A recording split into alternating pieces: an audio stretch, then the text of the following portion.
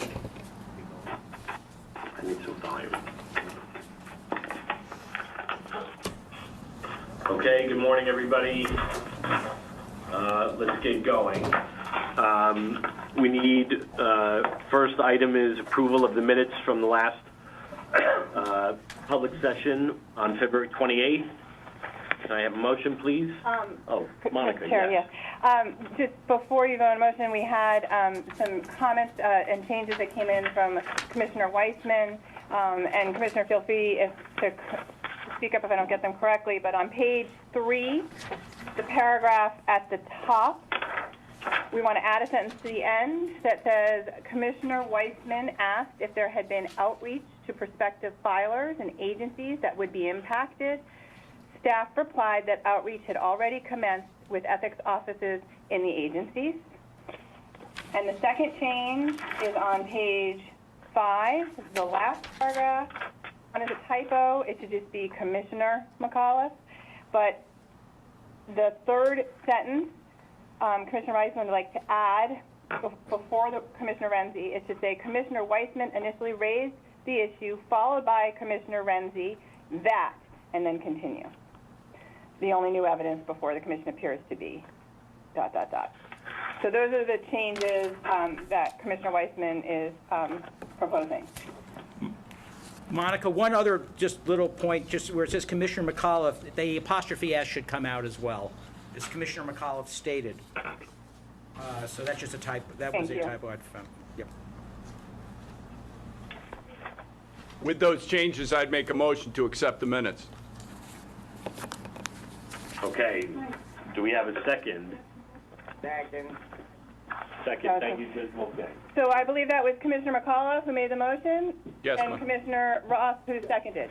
I just have to repeat. I think it was just Commissioner Wolfgang, but it could be Ross, too. We had 2 seconds. Okay, let's go with Commissioner Ross. Okay. All in favor? Show of hands, please. Just started. Minutes. Good. Thank you. Any opposed? Unanimous. Thanks, everybody. Item 3 on the agenda, report from staff. I can pick that up for you, Commissioner. Before I start the report, I wanted to introduce, to my right is our new Director of Ethics, Keith St. John, who joins us from the Senate for quite a number of years doing ethics and other issues there, and a long career of public service. So Keith has already been thrown into the swimming pool and is busy swimming and splashing with it and treading water, he says, but doing very well. So I just wanted to formally introduce Keith to you as well. Keith, welcome. Welcome. Thank you. Update on the annual report. Monica, did you want to just give, or? Sure. As you all know, as part of Executive Law 94, we're required to do an annual report to the legislature and to the governor. Staff is finalizing the data from the lobbying reporting from last year and anticipates that it will have the report ready between this meeting and the next meeting. So we're looking at probably mid to late April. When we do have a draft prepared, as always, we will circulate it to the commission in advance of making it public with an opportunity for you to review and give us some comments, but it will be probably before the next meeting. Okay. The update on draft of legislative proposals, before I just start that, something that had occurred to me. There have been, just looking at budget legislation, both houses submitted their one-house iterations of the budget. Neither house is asking for additional appropriations. They've accepted the appropriation level set by the executive for JCOPE.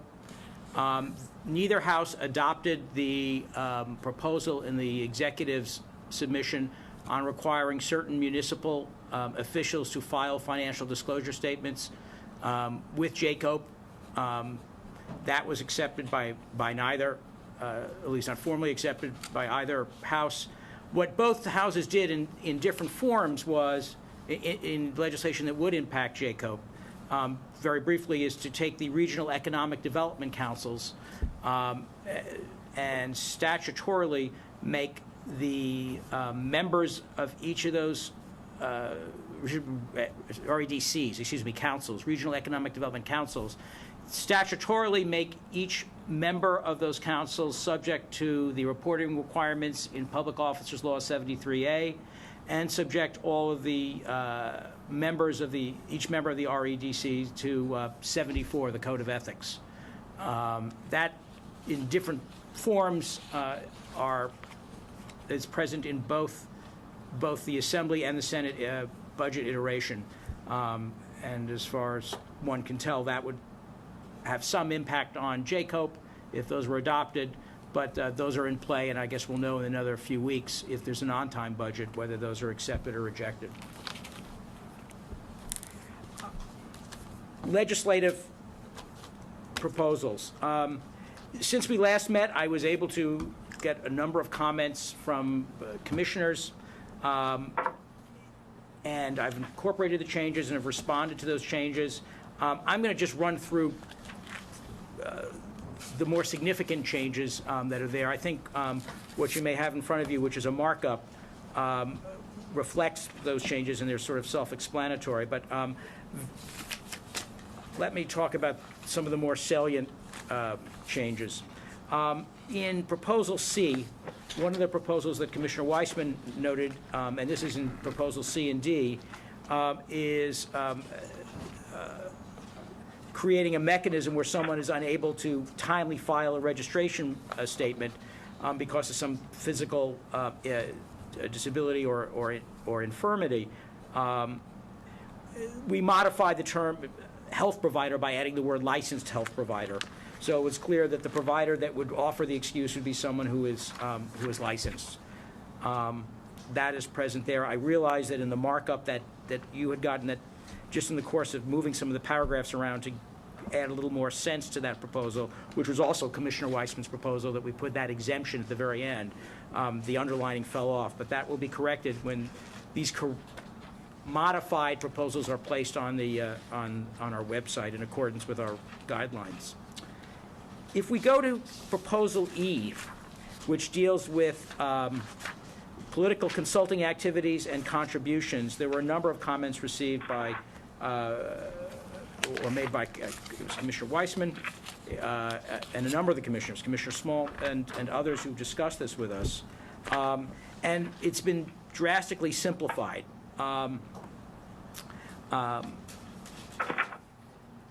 For example, if we look at Section 1, subdivision, or rather Paragraph Z, I should say, it's clear that fundraising activities that are going to be regulated must be by a lobbyist, because we're regulating lobbyists. So there's some clarity there. There was a definition put in what is now Section 3, or will actually be Section 2 of the bill, because Section 2 we're going to eliminate. Section 3 about defining who a lobbyist is. Lobbyist is already defined in our law. There's no reason to redefine it for a separate purpose. It created confusion by referring to domestic partner, spouse, and other requirements that really muddy the waters. If you go to that same Section 3 of the bill, B, Commissioner Smalls requested that the lobbyist contributions be included in the course of the fundraising activity, and it's as something that should be disclosed. That has been added. We've also made it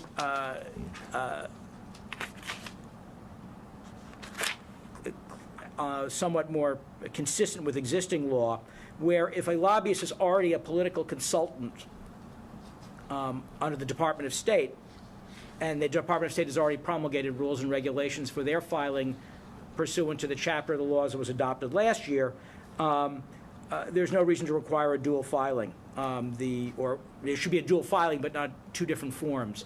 That JCOPE would accept the form that the political consultant had filed with the Department of State to make it to deal with the usual kind of unnecessary bureaucratic hoops that are put up.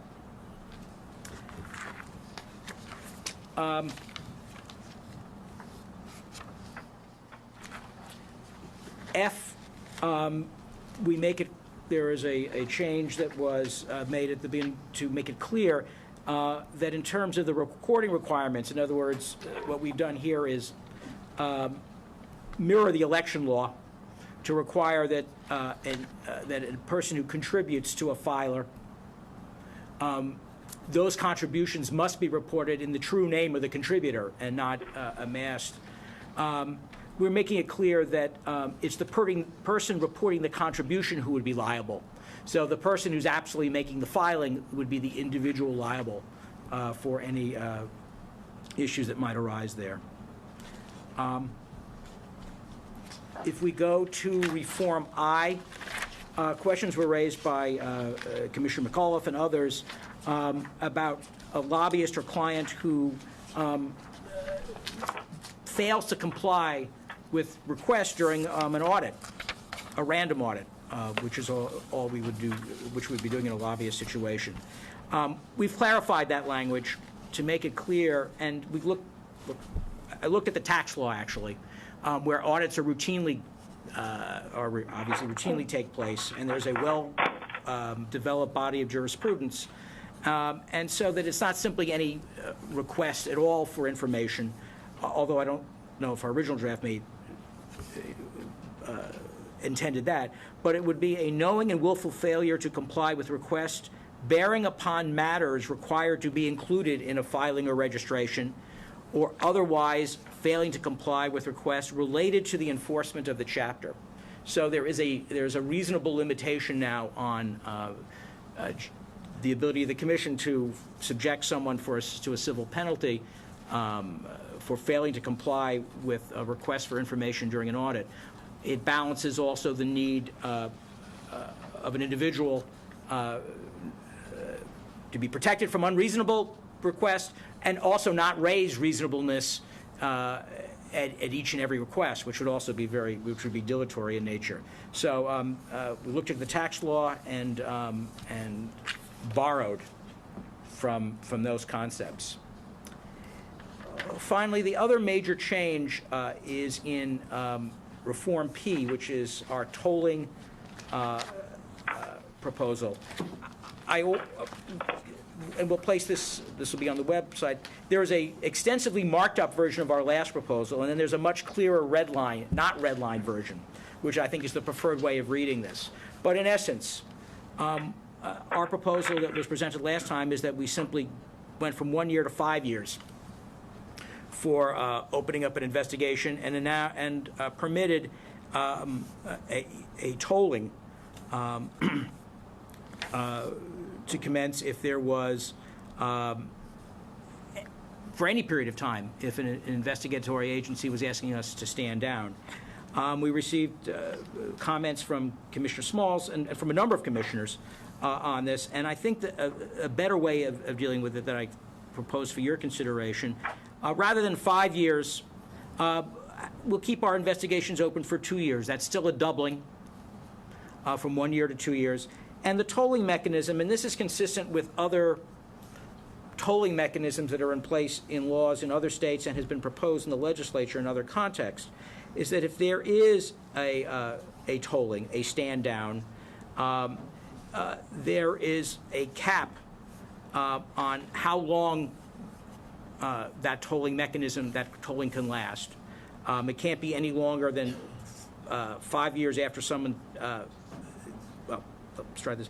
It can't be, for whatever period there is, if the stand down is greater than 2 years, the Commission has to commence their investigation within 1 year after the stand down. So if, for example, we're 2 months into the beginning of a period in which we're supposed to commence an investigation, U.S. attorney or a district attorney asks us to stand down,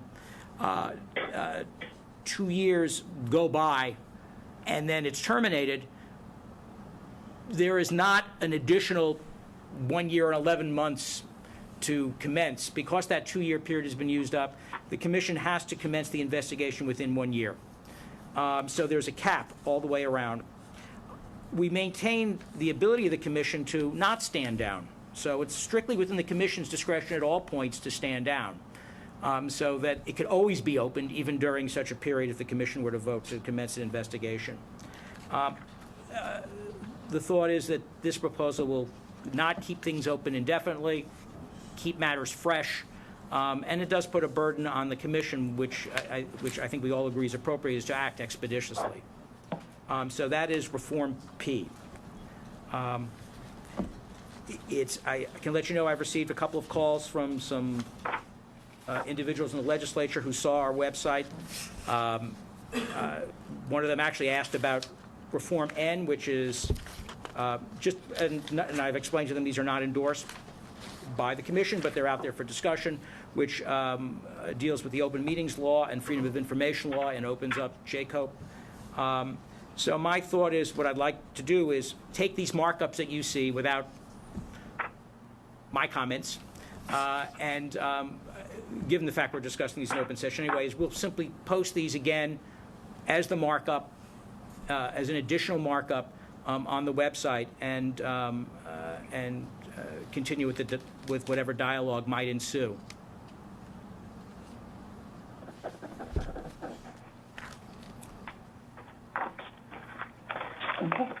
Any comments? Anybody? Any commissioners? Mr. Chairman, if I may pose a question from Syracuse. Go right ahead. Mr. Executive Director, has there been any further discussion about reforming and revising the financial disclosure statement protocols, specifically reducing the number of state employees who have to file the long form? Gary, let me just make one note. We can't see your face unless I'm missing something. We can't. There you are. Okay, good. Thank you. Seth, go ahead. Yeah.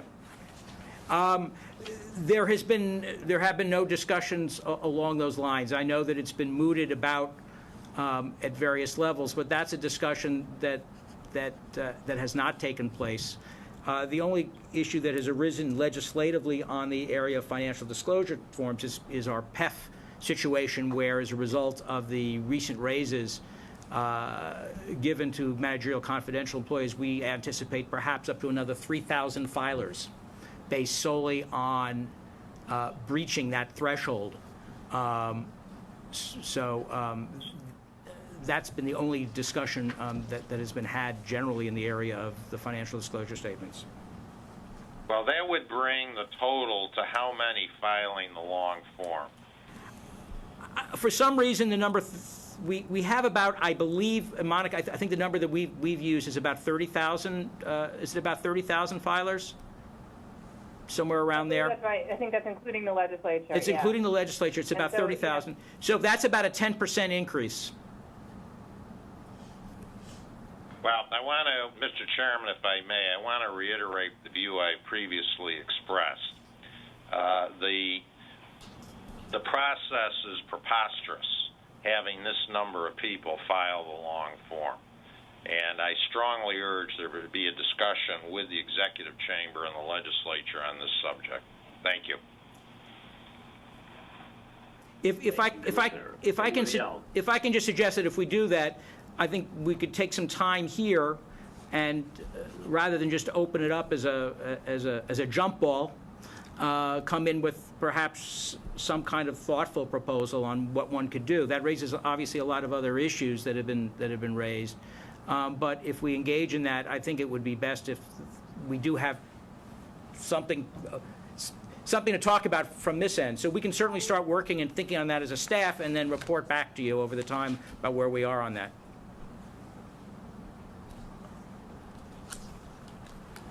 Okay, great. Anybody else want to be heard? May I, Mr. Chairman, to ask of Commissioner Levine, do you have a specific proposal as to how to modify that, Commissioner, or what do you?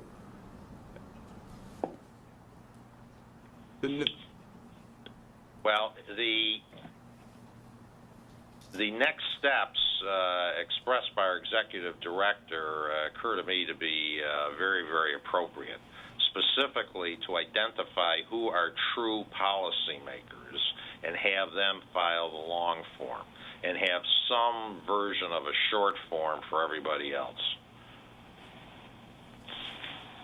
Thank you.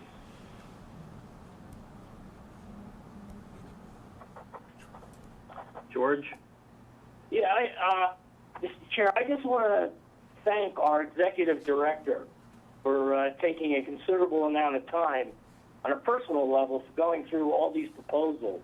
I mean, it was what I consider to be an excellent collaborative effort, and it's truly appreciated. And so I look forward to the same collaborative effort going forward. Always.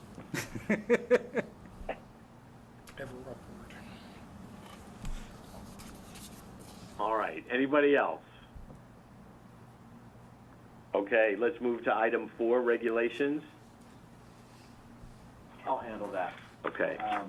So these regulations were initially presented to the commission back in December and were approved at that time to be submitted into the State Administrative Act. Let me stop you for 1 second. Since you can't be seen right now by anybody else, maybe come around to where you can be seen. This way, you're not just a voice from the wilderness to those who aren't in the room here, in the very cozy confines of downtown New York City. Together. Don't sit on the remote. All right. The remote. Okay. Begin again, please. This set of regulations was initially presented to the commission back in December, and they were approved at that time to be submitted through the State Administrative Procedures Act. They were submitted pursuant to the Act, and the public comment period has now expired. No comments were received, and we are now prepared to submit them again on an emergency basis and for final adoption to ensure that they remain in effect until the final adoption takes place, which would be on or about April 5th. So you need One vote. one vote to both extend on an emergency basis and to adopt in final. Exactly. Okay. Any comments? Can I have a motion? Anyone? So moved. Thank you. Second. Thank you, Judge. Those Commissioners Jacob and Correct. What's the motion? To adopt them on an emergency. The motion is both to renew the emergency extension and to make these regs permanent. We need the emergency because there's a time lag between now and when they will become permanent in or about the beginning of April. Yeah, just a few days, really. It's just a few days that we have a gap. Are you referring to all the regulations or just the ones set forth here? Sorry. Just that. Okay, Just- okay. Yeah. Just so everyone's clear, it's the regulations that are in attachment B. Right. These are the regulations for how someone applies for an exemption from disclosing their clients in their financial disclosure statement. These regulations, we already began the process, and now they're ready to be final. So that's the regs we're talking about. Okay. All in favor? Mr. Chairman, before you take the vote, if I could pose a question to our general counsel. Could you update us on the status of where the Office of Court Administration is with the parallel regulation? They adopted the regulations a while ago. Thank you. Well, are we consistent with theirs to the extent that it's appropriate? Yes. Thank you.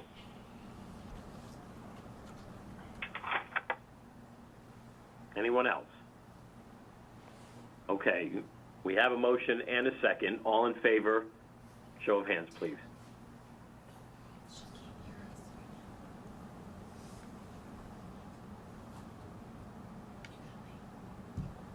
Gary, do you have your hand up? I can't tell.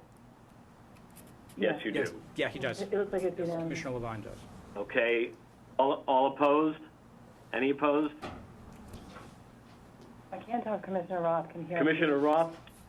Because she has a tech. It looks like she has someone helping her. She's not on. She's reconnecting now. She was not present for that motion. Do we Okay. need her for that? No, we've got it. Okay. It's unanimous, but Judge Roth is not. Absent. Okay. Yeah, it's not part. Okay. We have the item 5, the proposed meeting schedule.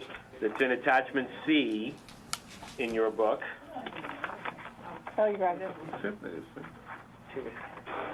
Seth, do we have to have any discussion about this, or this is just? Monica, What I it don't is. think there's a formal vote on this, Monica, in the past. Has there been, or this is new? No, this is we generally try and to share a proposed schedule with the commissioners ahead of time. If you could please review the schedule, let us know if you have any conflicts over the next month, and then we will finalize the schedule after the next meeting. But we don't usually vote on it. But so we try to avoid holidays and work around, summer. And so if anyone has any concerns or scheduling issues, please let us know. Let Deb know. Okay, thank you. That's all we have for the public session today, unless any of the commissioners has anything else they want to raise, which I'll pause there. Okay, then can someone please move? I need a motion to enter into the executive session pursuant to Executive Law, Section 9419B. Thank you, Judge Wolfgang. And second, Judge Court. Thank you. Thank you. Okay, all in favor?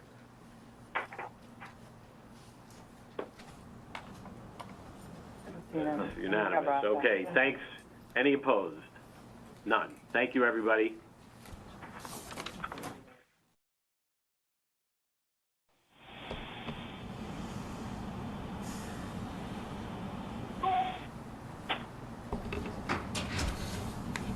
Mr. Chair, we're back in public session. Thank you. In the executive session today, we commenced 2 substantial basis investigations, and we discussed several other investigative matters and litigation. With that, is there a motion to adjourn? Thank you. Several and seconds here. All in favor of adjourning? Any opposed? Okay, it's unanimous. Thank you, everybody. See you next month. Thank you. Thank you.